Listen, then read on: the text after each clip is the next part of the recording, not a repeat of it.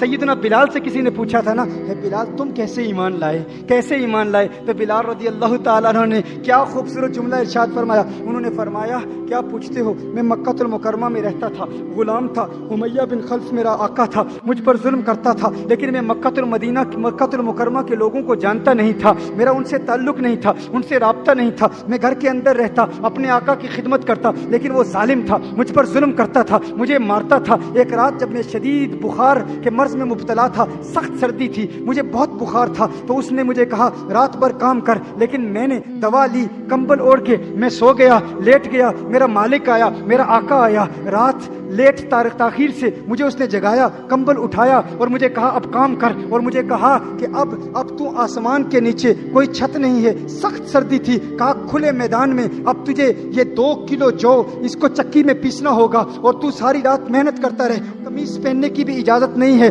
تجھے، میں نے چکی پیسنے کے لیے کہا تھا اور تو سو گیا. اس نے مجھے کہا کہ اب قمیص پہننے کی بھی اجازت نہیں، کہا شدید بخار تھا، سخت سردی تھی، اور پھر کھلے میدان میں مجھ پر ظلم کیا اور کہا کہ قمیص بھی اتار دے. بلال حبشی رضی اللہ تعالیٰ عنہ فرماتے ہیں کہ میں رو رہا تھا، میری آنکھوں سے اشکوں کی برسات جاری تھی، میرے کراہنے کی آواز گھر کے باہر جا رہی تھی. ابھی میں چکی پیس رہا تھا، سخت بخار کی حالت میں، شدید سردی تھی، میں چکی پیس رہا تھا کہ اچانک حسنین کے نانا کا گزر میرے گھر کے باہر سے ہوا، مدینے والے کا گزر میرے گھر کے باہر سے ہوا. نبی کریم صلی اللہ علیہ وسلم نے میرے دروازے پر دستک دی، آقا نے دروازے پر دستک دی. میں نے دروازہ کھولا، کہا کیوں رو رہے ہو، کیوں رو رہے ہو؟ میں نے کہا جائیے صاحب، لوگ پوچھنے والے تو بہت ہوتے ہیں، غم خار بن کے بہت آتے ہیں، لیکن غم کا مداوع کون کرتا ہے، مدد کون کرتا ہے؟ پوچھتے تو بہت ہیں. کہا میں نے یہ جملے کہے، میرے جملوں میں کچھ سختی تھی، میرے جو کلام میں کچھ تلخ لہجہ بھی تھا.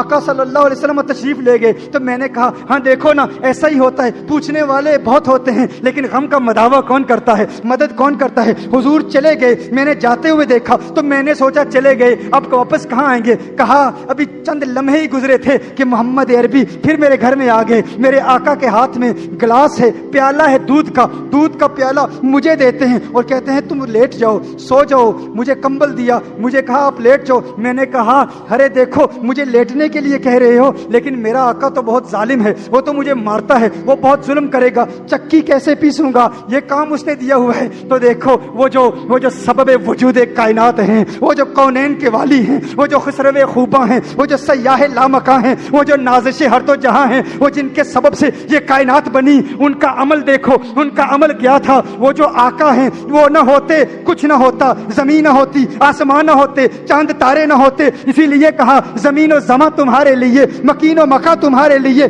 چنین و چنا تمہارے لیے، بنے دو جہاں تمہارے لیے، ہم آئے جہاں تمہارے لیے، اٹھیں بھی وہاں تمہارے لیے. وہ جو مصداق لولا کا لما خلقت دنیا ہیں، وہ جو مصداق لولا کا لما خلقت الافلاق ہیں، اگر وہ نہ ہوتے کچھ نہ ہوتا. اسی لیے تو کہا نا یہ صبا سنک، وہ کلی چٹک، یہ زباں چہک، لب جو جلک، یہ مہک جھلک، یہ چمک دھمک، سب اسی کے دم کی بہار ہے. یہ سمن، یہ سوسن و یا سمن، یہ بنفش سنبل نسترن، گل و سرو لالا بھرا چمن، وہی ایک جلوہ ہزار ہے. وہ نہ تھا تو باغ میں کچھ نہ تھا، وہ نہ ہو تو باغ و سب فنا، بادب جھکا لو سرے ولا کہ میں نام لوں گل و باغ کا. گل تر محمد مصطفیٰ، چمن ان کا پاک دیار ہے، چمن ان کا پاک دیار ہے، چمن ان کا پاک دیار ہے. کہا وہ جو سبب وجود کائنات ہیں میرے آقا. بلال نے پوچھا، بلال نے کہا کہ یہ ظالم تو مجھے مارے گا، یہ تو ظلم کرے گا.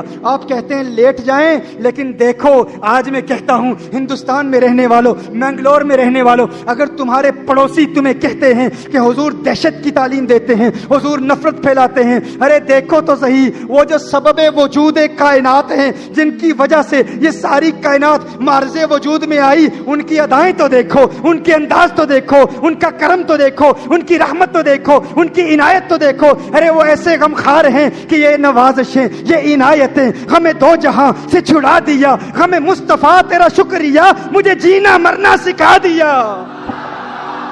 जीने का ढंग सीखना चाहते हो, जीने के अंदाज सीखना चाहते हो, तो आओ मदीने की गलियों में चलते हैं, आओ आका की बारगाह में चलते हैं कि आका ने दीन का, इस्लाम का पैगाम कैसे फैलाया। क्या तलवार से फैलाया? अरे तलवार से नहीं, पूछो बिलाल से कि बिलाल ने इस्लाम कबूल कैसे किया। बिलाल से पूछा गया, है बिलाल फिर क्या हुआ? कहा मैंने कहा कि ये चक्की कौन पीसेगा?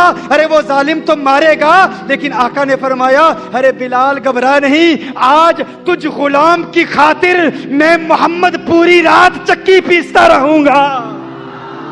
क्या अंदाज थे मेरे आका के। कहा मैं सो गया, वो गुलाम सो गया, बिलाल सो गया, पूरी रात मेरे आका चक्की पीसते रहे। जब फजर का वक्त हुआ मेरे आका ने सारा सामान बिलाल के हवाले किया। अब ये एक रात का वाकया नहीं है। कहा दूसरी रात फिर आका तशरीफ लाए, दूसरी रात फिर आए, मुझे दूध दिया, दूध का प्याला दिया, कहा बिलाल तू सो जा। फिर बिलाल सो गए, फिर पूरी रात मेरे आका चक्की पीसते रहे। फिर तीसरी रात फिर तशरीफ लाए, बिलाल फिर बीमार थे। मेरे आका ने कहा बिलाल सो जा, कंबल दिया, बिलाल लेट गया, दूध का प्याला दिया, बिलाल ने दूध पिया, बिलाल सो गया।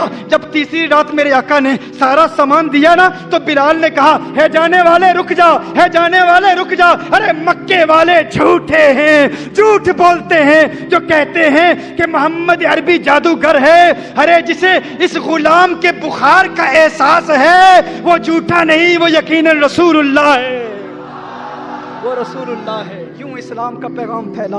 तुम कहते हो इस्लाम तलवार से फैला, इस्लाम नफरत से फैला। नहीं, तलवार से नहीं, आका के प्यार से फैला, आका की मोहब्बत से फैला, आका की शफकत से फैला, आका की मेहरबानियों से फैला, आका के करम से फैला। आओ इस मोहब्बत के पैगाम को आम करें, आओ इस यकजहती के पैगाम को आम करें, आओ इस इत्तेहाद के पैगाम को आम करें, आओ नफरतों को मिटा दें, आओ दुश्मनों को मिटा दें, आओ अदावतों को मिटा दें, दुनिया को बता दें कि हम उस मोहम्मद अरबी सल्लल्लाहु अलैहि वसल्लम का कलमा पढ़ने वाले हैं, जिनके लबों पर हमेशा मुस्कुराहट थी, जो हमेशा मुस्कुराते थे, जो हमेशा मदद करते थे, हर मांगने वाले को अता करते थे, कोई खाली हाथ नहीं जाता था। इन्ना आतैना कल कौसर, सारी कसरत पाते ये हैं, रब है मोती ये हैं कासिम, रिस्क उसका है खिलाते ये हैं।